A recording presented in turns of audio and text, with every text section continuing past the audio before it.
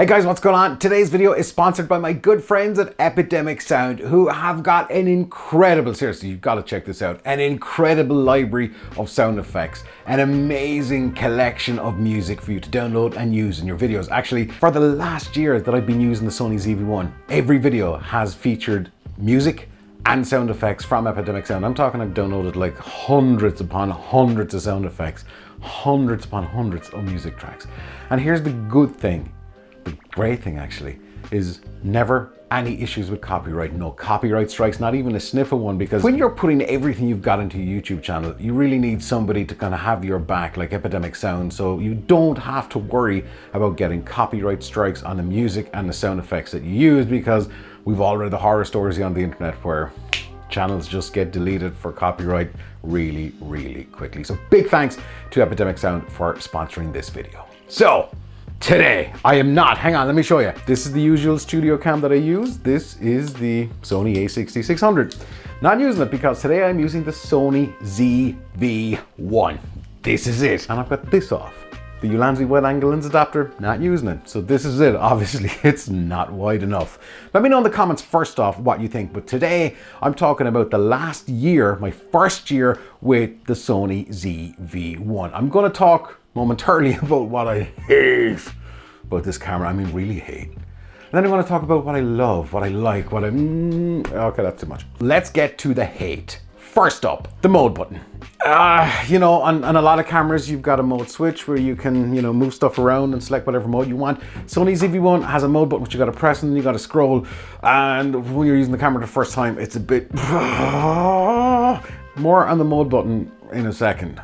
It's going to get weird. Next thing I really don't like about the Sony ZV-1 is the battery life. These NPX BBX1 or whatever they're called, these tiny little batteries, they're not great. I'm looking at the battery now and it's like there's 2 bars left in the battery, which is roughly 40-50%. I'm recording in 4K 24. Autofocus is on. Will it die? Stick around, we'll find out. Battery life isn't great. Now the upside of that is that these batteries are tiny, so you can fit a load in the bag, and the other thing is they're relatively cheap.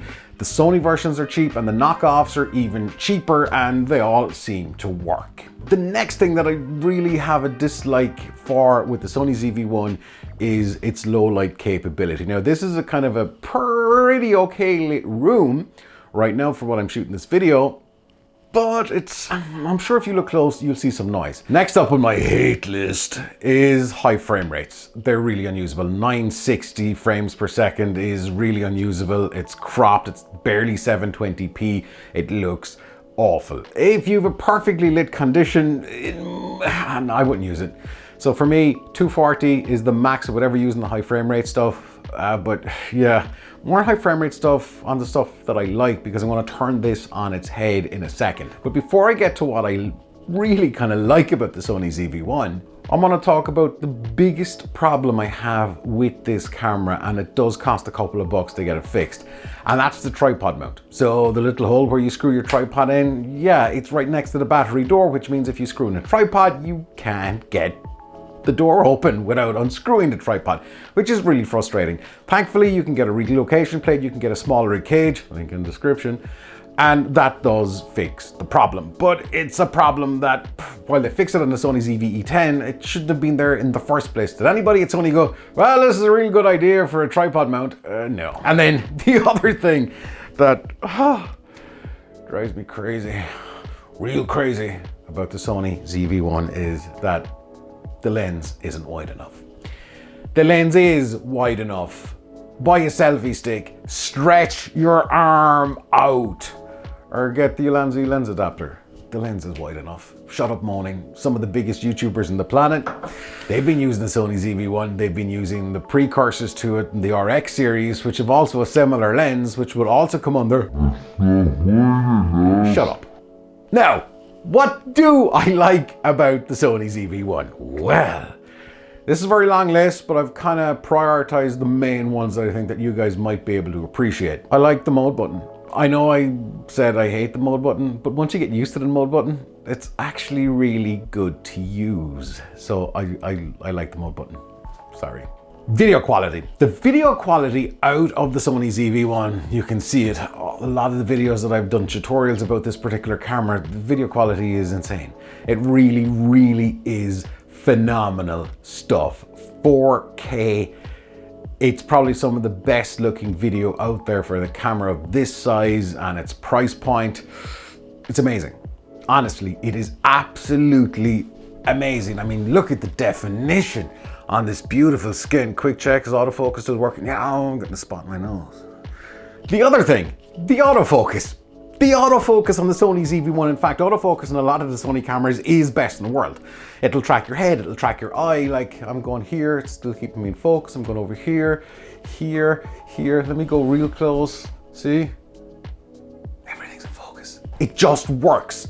So in a normal scenario, if you have got a camera kind of locked off on a tripod in one position, you'd probably just use manual focus. So for me in the real world, professional world, I shoot with a Panasonic S1H, which is an incredible camera. It's a 6K camera, it's a cinema, all those big words. Anyway, it's a really good camera. But the autofocus is a little bit unreliable, even though it does the head tracking. So for me, if I'm doing an interview stuff or whatever, talking head, I'm locking off the focus because I can't rely on it. With this, it just works. I have no reason to ever turn off the autofocus on the Sony ZV-1. The size. This thing is tiny. You don't have to screw on lenses. I'm not knocking the Sony ZV-10, but everything is here. You got that flip out screen, it folds out. It's all in this small, tiny package, which literally will fit into your pocket. The one thing I feel that is really underrated with the Sony ZV-1 is its 120p mode.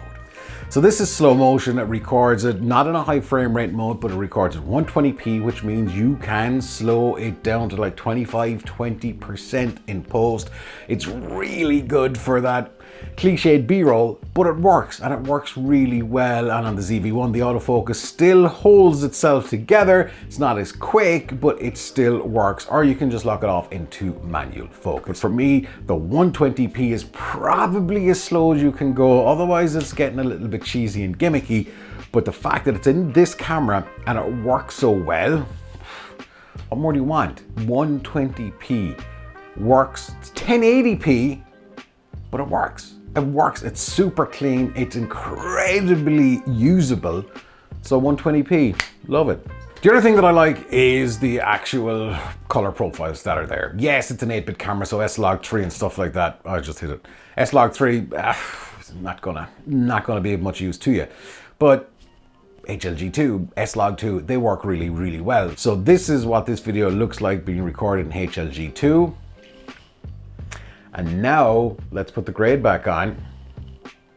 As you can see, you've got that little bit of scope to mark your own territory and stamp your own color style and grade and technique onto your footage. It's not going to be for everybody, I get that, but for people like me, I appreciate having that on such a tiny, small camera. But right out of camera, picture profile is amazing. With none, it's just great.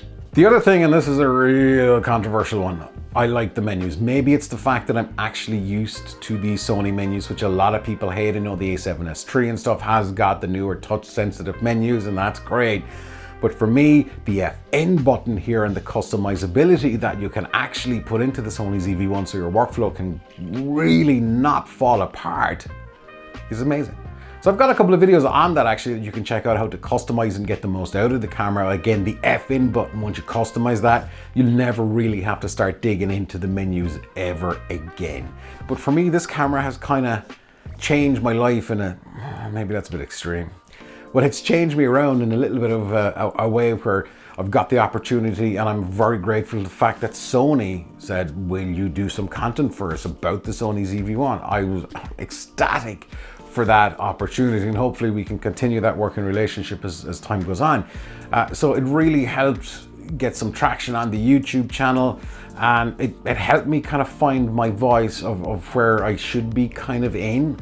So I'm very grateful to a camera for that. But if I didn't buy the Sony ZV-1 back in the day, and I did buy it and get it for free, then I wouldn't be making this video, number one. I'm not sure what type of content I would be making.